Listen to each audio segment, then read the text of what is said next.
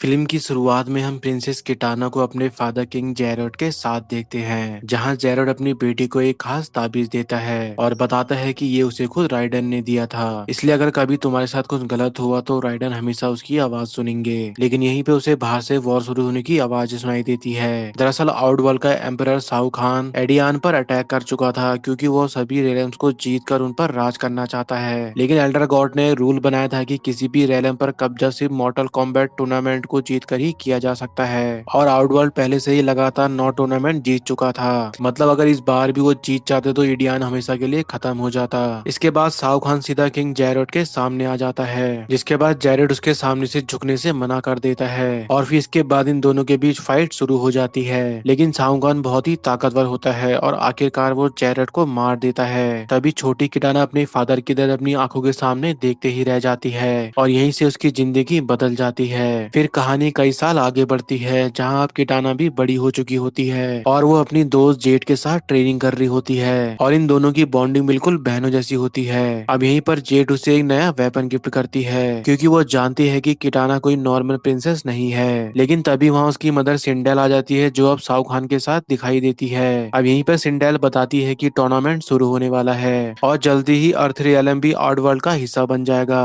अब यहीं पर पहली बार सांग सुंग की एंट्री होती है, जिसके बाद उसे यहाँ पर एक पावरफुल इमुलेट को ढूंढने का काम दिया जाता है, जिसके बारे में कहा जाता है कि वो किसी भी इंसान को गॉड बना सकता है। इसके बाद कहानी शिफ्ट होती है अर्थ रियलम में, जहाँ हम जॉनी केज को देखते हैं, जो पहले मार्शल आर्ट चैंपियन था, लेकिन अब वो फ्लॉप फिल्म का एक्टर बन चुका है। तभी यहाँ लॉर्ड राइडन और सोनिया आते हैं और जॉनी से कहते हैं तुम्हें मॉर्टल कॉम्बैट के लिए चुना गया है। अब ये सुनकर जॉनी उसे मजाक समझता है, उसे लगता है ये कोई फैन प्रैंक है। लेकिन तभी वो लोग अचानक उसे सीधा राइडन स्काई टेम्पल ले जाते हैं, जहाँ जॉनी पहली बार बाकी फाइटर्स को देखता है, जिसमें सबसे पहले उसकी नजर जैक्स के रोबोटिक्स आर्म्स पे पड़ती है, जिसे देखकर वो चौंक जाता है। फिर उसे कॉइल योंग के बारे में बताया जाता है, जो स्कॉर्पियन किंग की ब्लड लाइन से जुड़ा हुआ वॉरियर है। और अब आखिर में सामने आता है लियू कैंग, जो अर्थ रियलम का सबसे डेंजरस फाइटर माना जाता है। अब ये देखकर जॉनी को समझ आने लगता है कि मामला सच में सीरियस है। लेकिन जैसे ही उसे पता चलता है कि पिछले चैंपियन काउलंग को सांग सुंग ने मार दिया था, तो उसकी पूरी हवा निकल जाती है। उसे समझ आता है कि ये कोई गेम नहीं है, बल्कि मौत का टूर्नामेंट है। इसलिए जॉनी यहाँ से जाने की सोचता है, लेकिन तभी कोलियोंग उसे रोकता है और बताता है अगर हम लोग हार गए तो पूरा अर्थ खत्म हो जाएगा। मेरी भी फैमिली है, बीबी बच्चे हैं, क्या पता मैं शायद उनसे कभी मिल भी ना पाऊँ। अब ये बात सुनकर यहाँ पर जॉनी थोड़ा इमोशनल जरूर होता है, लेकिन वो यहाँ से फिर भी चला जाता है। अब इसके बाद हमें एक मिस्टीरियस सीन दिखाया जाता है, जहाँ विलन किसी पैकेज को लेकर बात कर रहे होते हैं, और यही सिनलॉक के इमुलेट का नाम दोबारा लिया जाता है। अब इसके नेक्स्ट सीन में हम जॉनी को बार में अकेला बैठा हुआ देखते हैं, जिसमें वो अपनी जिंदगी को लेकर फ्रस्ट्रेटेड दिखाई देता है। तभी एक फैन उससे कहता है कि उसे उसकी पुरानी फिल्में बहुत पसंद थी, पर जॉनी ये सुनकर भी खुद को एक फेलियर ही मानता है। उसे लगता है कि दुनिया अब उसके जैसे हीरोज को भूल चुकी है। अब इसके बाद कहानी आउटवर्ल्ड की तरफ शिफ्ट होती है, जहाँ हम कनाओ को देखते हैं, जो आधा मरा हुआ लग रहा होता है। तभी सांग उसका मजाक उड़ाता है कि उसकी सोल ऑलमोस्ट खत्म हो चुकी है। अब इसके बाद ये लोग अपने असली टॉपिक पर आते हैं। तभी सांग उससे पूछता है कि इमुलेट कहाँ है। इसके बाद वो अपनी पॉकेट से इमुलेट निकालता है और उसे किटाना देखकर पहचान लेती है, और कहती है कि ये इमुलेट इडियाना का है और इसे वापस किया जाना चाहिए। लेकिन सांग उसे रोक देता है, क्योंकि अब शाहरुख खान उसकी पावर का यूज करना चाहता था। इसके बाद कानो अपनी साइबर आग की डिमांड करता है, क्योंकि उसने इमुलेट को लाने का काम पूरा कर दिया था। तभी सांग उसे एक पावरफुल साइबरनेटिक आई देता है। अब इसके बाद उसे यहाँ पर उसकी साइबरनेटिक आंखें मिल जाती है। अब इसके बाद जैसे ही वो उसकी पावर टेस्ट करता है, तो वो खुशी से पागल हो जाता है। अब इसके नेक्स्ट सीन में हमें बताया जाता है कि टूर्नामेंट ऑफिशियली शुरू हो गया है। तभी राइडन अनाउंस करता है कि आज अर्थरेलम के चैंपियंस पहली बार लड़ने वाले हैं, जिसमें हारने वाला शायद जिंदा वापस ना लौटे। और इस टूर्नामेंट में दोनों तरफ से 2 फाइटर चुने जाएंगे, और लास्ट में जिनके जितने फाइटर जिंदा रहेंगे वो ये टूर्नामेंट जीत जाएंगे। अब इसके बाद 2 फाइटर्स चुने जाते हैं, जिसमें जॉनी केज और सोनिया को चुना जाता है, और ये दोनों यहाँ से गायब हो जाते हैं। जिसके बाद ये अपने अपने ओपोनेंट के पास टेलीपोर्ट होकर सीधा टूर्नामेंट में पहुंचते हैं। अब इसके बाद हम सोनिया को देखते हैं, जिसकी फाइट जॉम्बी क्वीन से होती है, जो खुद को इंडियाना की क्वीन और शाहरुख खान की क्वीन बताती है। अब इसके बाद इन दोनों की फाइट होती है, जिसमें सोनिया उसे मार डालती है और यहाँ से वापस अर्थ रियलम में टेलीपोर्ट हो जाती है। तभी दूसरी तरफ हम जॉनी को देखते हैं, जिसका मुकाबला किटाना से होता है, जिसमें किटाना शाहरुख खान को देखते हुए उसको हराकर जिंदा छोड़ देती है, और फिर इसके बाद वो भी टेलीपोर्ट हो जाता है, और इन दोनों बैटलों से दोनों साइड बराबरी पे आ जाती है। जिसके बाद लॉर्ड राइडन जॉनी से कहता है टेक्निकली तुम फाइट हार चुके हो, क्योंकि कटाना ने सिर्फ दया दिखाकर तुम्हारी जान बख्शी है। अब ये सुनकर जॉनी पहली बार सच में टूट जाता है। उसे महसूस होने लगता है कि वो इस टूर्नामेंट के लायक ही नहीं है। तभी यहाँ पर एक राज खुलता है। दरअसल किटाना सीक्रेटली राइडन के लोगों से मिल रही होती है और यही रिवील होता है कि इतने सालों से वो पैलेस के अंदर रहकर छुपकर अर्थरियलम की मदद कर रही थी। तभी यहाँ पर जॉनी को पता चलता है कि वो उसकी दुश्मन नहीं बल्कि दोस्त है। इसके बाद किटाना बताती है कि उसने जानबूझकर रियल फाइट दिखानी पड़ी क्योंकि साओ खान वो सब कुछ देख रहा था। और इतना कहते ही वो बताती है कि उसे कनाव से सिन्नोंग का पावरफुल एमुलेट मिल चुका है और अगर साओ खान उस एमुलेट को एक्टिवेट करने में सफल हो गया तो वो गॉड जैसी पावर को हासिल कर लेगा, यानी उसे रोक पाना लगभग इम्पॉसिबल हो जाएगा।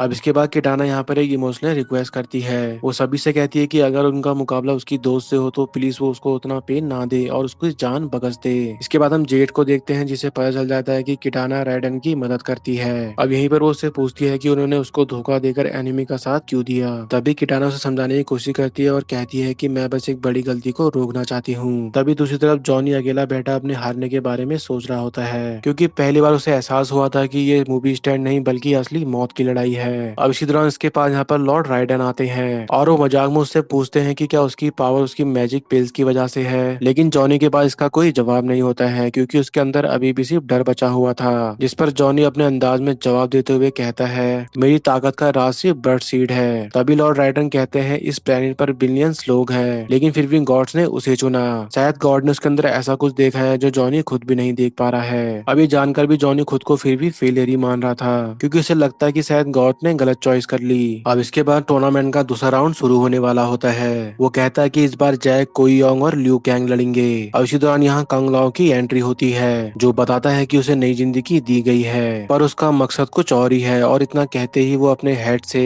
राइडन का गला काट देता है जिससे बैटर फैटर यहाँ से टेलीपोर्ट हो जाते हैं। जिसके बाद कंकाओ यहाँ से जाकर इन पे असैसिन से हमला करवा देता है जिससे जॉनी और सोनिया बचने लगते हैं। तभी संग यहाँ पर राइडन की पावर चुरा लेता है और वो ऐसा इसलिए करता है क्योंकि सिन्नॉक के एमुलेट को एक्टिवेट करने और उसकी फुल पावर यूज करने के लिए डिवाइन एनर्जी की जरूरत होती है। इसलिए ये लोग राइडन की डिवाइन पावर चुरा कर साओ खान को देकर उसे पावरफुल बना देते हैं। अब इसके बाद बैटल शुरू हो जाता है जिसमें कोइलियोंग का अपोनेंट साओ खान होता है और जैक का अपोनेंट जेड होती है। तभी हम साओ खान को देखते हैं जिसे कोलियोंग लगभग मार ही डालता है पर तभी उसके घाव भर जाते हैं जिसके बाद वो बहुत बुरी तरह से कोलियोंग को मार डालता है। तभी दूसरी तरफ जैक भी जेड को हराकर उससे कहता है तुम गलत साइड से लड़ रही हो लेकिन मैं तुम्हारी जान इसलिए बख्श रहा हूँ क्योंकि तुम्हारी दोस्त ने हमारे साथी की जान बख्शी थी। और इतना कहते ही वो टेलीपोर्ट हो जाता है। अब इसके बाद हमें थर्ड फाइटर यानी ल्यू कैंग और कंग लाओ को दिखाया जाता है जिनकी बहुत ही भयंकर फाइट होती है जिसमें ल्यू कैंग को मजबूरन उसे मारना पड़ता है पर वो मारने के बाद उससे वादा करता है कि वो उसे वापस लाएगा। और इतना कहते ही वो टेलीपोर्ट हो जाता है जिसके बाद उसे पता चलता है कि लॉर्ड राइडन अभी भी जिंदा है लेकिन कोलियोंग मारा जा चुका है। अब इसके बाद हमें साओ खान की तरफ एक डार्क सीन दिखाया जाता है जहाँ वो सिन्नॉक के एमुलेट की पावर को समझने की कोशिश कर रहा होता है जिससे उसे एहसास होने लगता है कि ये एमुलेट उसे ऑलमोस्ट अनस्टॉपेबल बना सकता है। लेकिन तभी उसे वार्निंग दी जाती है और कहा जाता है कि ये पावर किसी मॉर्टल सोल से बिन करनी पड़ेगी, यानी इस पावर की कीमत बहुत ही बड़ी होने वाली थी। अब यहाँ पर एक नेक्रोमैंसर को बुलाया जाता है और उससे कहा जाता है कि वो सबसे डेडली वॉरियर को वापस लाए और फिर इसके बाद लेजेंडरी सुब जीरो की वापसी होती है और उसकी वापसी के साथ सिचुएशन और भी डेंजरस हो जाती है। इसके बाद राइडन एक्सप्लेन करता है कि साओ खान अब सिन्नॉक के एमुलेट से जुड़ चुका है और उसने गॉड जैसी पावर चुरा ली है, यानी अब उसे रोकने का सिर्फ एक ही तरीका बचा था, एमुलेट को डिस्ट्रॉय करना।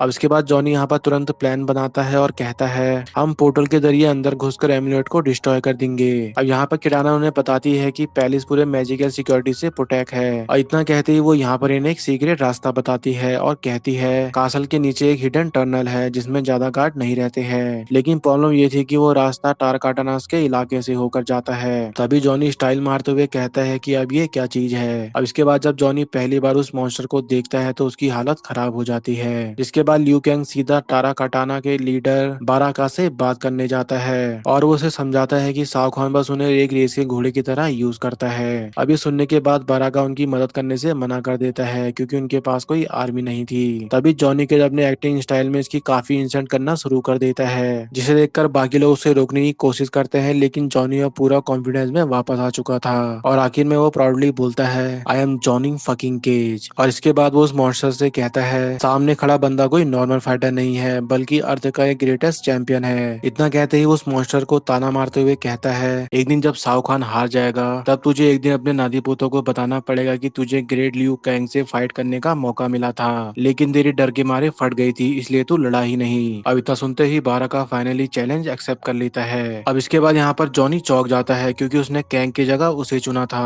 अब इससे कुछ ही देर बाद इन लोगों की फाइट शुरू हो जाती है, जिसमें फाइट की स्टार्टिंग में जॉनी बुरी तरह से पिटने लगता है और वो बाराका के सामने हेल्पलेस नजर आ रहा था। अब यहाँ पर वो जमीन पर गिरने के बाद भी अपने जोक्स मारना नहीं छोड़ता है। अब ये देखकर सानिया उसको मोटिवेट करती है और कहती है कि तुम्हें एक्टर होना तो एक्टिंग करो। अब इसके बाद वो अपनी असली पावर को यूज करता है और एक्टिंग करते हुए फाइटिंग करता है। इसके बाद जॉनी का यहाँ पे पूरा रिएक्शन चेंज हो जाता है और इसके बाद वो कोई ऐसे मूवमेंट वगैरह दिखाता है जिससे वो बाराका को पीट कर हरा देता है। अब ये देखकर बाराका उसके मूव देखकर काफी इंप्रेस होता है और उसका चेला बनने को कहता है। तभी जॉनी भी यहाँ पर उसकी बात मान जाता है, लेकिन वो कहता है कि पहले हमें कासल तक छोड़ दो। अब इसके बाद बाराका इन्हें कासल तक छोड़ने जाता है। तभी इस दौरान दूसरी तरफ किटाना को पकड़कर साओ खान के सामने लाया जाता है। इसके बाद साओ खान उससे गुस्से में पूछता है कि वो अर्थ रियलम में क्यों गई थी। अब यहाँ पर पहले तो वो मना करती है, लेकिन जब उसकी मम्मी को चारा बनाया जाता है तो वो यहाँ पर सब कुछ सच बता देती है और वो कहती है कि वो लॉर्ड राइडन को ढूंढने गई थी, लेकिन वहां ना उसे राइडन मिला और ना ही कोई चैंपियंस मिला। अब ये सुनते ही साओ खान को और ज्यादा गुस्सा आ जाता है। अब इसके बाद वो पब्लिक के सामने किटाना को पनिशमेंट देने का ऑर्डर देता है। तभी यहाँ पर जेट सामने आती है। तभी साओ खान उससे कहता है तुमने बहुत अच्छा काम किया है, तुमने अपनी लॉयल्टी प्रूव कर दी। और इसके बाद जॉनी और बाकी सभी लोग लॉकेट को ढूंढने लगते हैं। तभी इस दौरान लियू कैंग और साओ खान की फाइट होती है, जिसमें लियू उससे लड़ते हुए लॉकेट को लेने की कोशिश करता है, पर उसकी प्रोटेक्शन काफी हार्ड होती है। इसके बाद ये सभी लोग साओ खान से लड़ते हुए लॉकेट को लेने की कोशिश करते हैं, पर तभी यहाँ सब जीरो आता है और उस लॉकेट को लेकर यहाँ से चला जाता है। अब इसके बाद साओ खान जैक्स को मार डालता है, जिसके बाद सोनिया यहाँ से बैटल के लिए टेलीपोर्ट हो जाती है और जॉनी जैक्स की मौत देखकर इमोशनल हो जाता है। तभी यहाँ कनाव वापस आता है और जॉनी को लगता है कि वो इस बार भी उन्हें धोखा देगा, लेकिन सरप्राइजली इस बार कनाव उनकी हेल्प करना चाहता था। इसके बाद वो बताता है कि बीहान एमुलेट को कहाँ ले गया है मुझे अच्छे से पता है। दरअसल उस जगह का नाम है नेदरलैंड, एक ऐसी दुनिया जहाँ सिर्फ फायर, पनिशमेंट और डेड सोल ही एग्जिस्ट करती है। अब इसके बाद वो एक डेंजरस प्लान बताता है और कहता है अगर वो लोग नेदरलैंड जाकर एमुलेट डिस्ट्रॉय कर देंगे तो साओ खान अपनी गॉड पावर खो देगा,